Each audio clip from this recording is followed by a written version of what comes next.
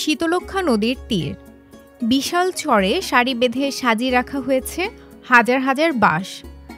আবার কোথাও বাঁশের স্তূপ, বাঁশের পসরা সাজিয়ে ক্রেতার অপেক্ষায় ব্যবসায়ী। সপ্তাহে একদিন এখানে বসে বিশাল বাঁশের হাট। হাটে মিলে বিভিন্ন প্রজাতির বাঁশ। সকাল থেকে রাত পর্যন্ত পাইকারদের বাঁশ ক্রয় বিক্রয় আর ট্রলারে বাঁশ ভর্তির কর্মযজ্ঞ মুখরিত থাকে শীতলক্ষ্যা নদীর তীর। এভাবে হাটে সপ্তাহে কোটি টাকার বাঁশ বিক্রি হচ্ছে বলে দাবি সংশ্লিষ্টদের। এখানে সব ধরনের বাঁশ পাওয়া যায়। এগুলো হচ্ছে আপনার এই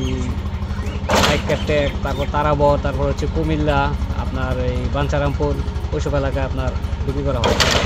এবার জায়গায় বাজার হয়েছে বুধবার আর বৃহস্পতিবার, আর কি 2 দিন, সপ্তাহে 2 দিন ব্যবহারিক বাজার। মনে করেন তারপর ব্যাপারী আসে। গাজীপুরের শ্রীপুর উপজেলার গোসিঙ্গা ইউনিয়নের শীতলক্ষ্যা নদীর তীরে প্রতি বুধবার বাঁশের বিশাল হাট বসে। বরাক, কাটা, মিরতিঙ্গা, মাকলা, লাঠি, কালীঠেন্ডু, ডলু, রেঙ্গুন, মলিবাঁশ ছাড়াও অনেক ধরনের বাঁশ বিক্রি হয় এই হাটে। স্থানীয় পাইকাররা সপ্তাহ ধরে উপজেলার বিভিন্ন গ্রাম থেকে স্থানীয় কৃষকদের কাছ থেকে বাঁশ ক্রয় করে। সেগুলো কেটে বিভিন্ন পরিবহন যোগে নিয়ে এসে শীতলক্ষ্যার তীরে স্তূপ করেন। হাটবারে সকাল থেকে নারায়ণগঞ্জ সহ কয়েকটি জেলার পাইকার বড় বড় ট্রলার নিয়ে আসেন শীতলক্ষ্যা তীরে। এরপর শুরু হয় কর্মযজ্ঞ।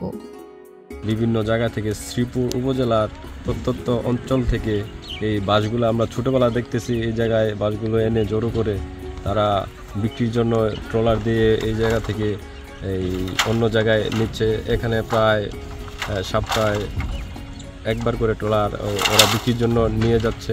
স্থানীয় পাইকারদের কাছ থেকে দাম দর করে বাঁশগুলো বড় বড় ট্রলার যোগে নিয়ে যাওয়া হয় নারায়ণগঞ্জ, মুন্সিগঞ্জ, কুমিল্লা সহ দেশের বিভিন্ন জেলায়।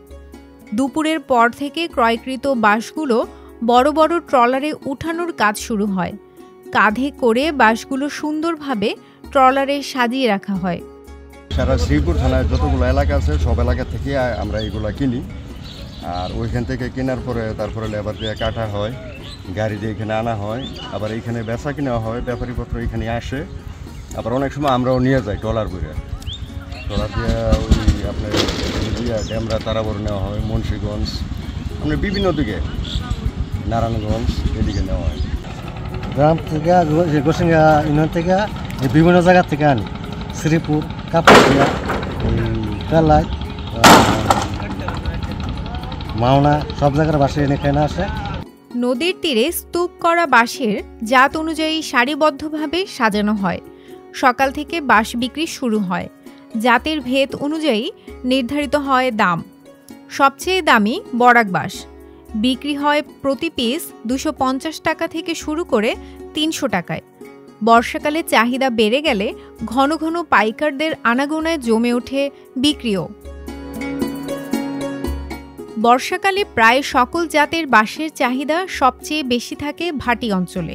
দীর্ঘ বছর যাবৎ গোসিঙ্গা শীতলক্ষ্যা নদীর তীরে জমজমাট বাঁশের হাট বসে। সপ্তাহে বুধবার প্রায় কোটি টাকার বাঁশ বিক্রি হয়। এই বিবেচনায় নিরাপত্তার দিকেও নজর রাখে স্থানীয় প্রশাসন। অবশ্যই এটা একটা অর্থনৈতিকভাবে গুরুত্বপূর্ণ অ্যাক্টিভিটি। এটা আমাদের ইউনিয়ন পরিষদের জন্য খুব ইম্পর্টেন্ট এবং এই বাজারটা এখানে এটা ইজারা হয়ে থাকে। জেলা প্রশাসনের কার্যালয় গাজীপুরে ইজারা হয়ে থাকে। নিরাপত্তার ওখানে ওই অর্থে আসলে আমরা ওরকম কোনো অভিযোগ পাইনি। তবে যে কোনো জায়গায় অবশ্যই নিরাপত্তা প্রশ্ন থাকে, যেহেতু টাকা পয়সা লেনদেন হয়, সুতরাং এখানে নিরাপত্তা বিষয় থাকে।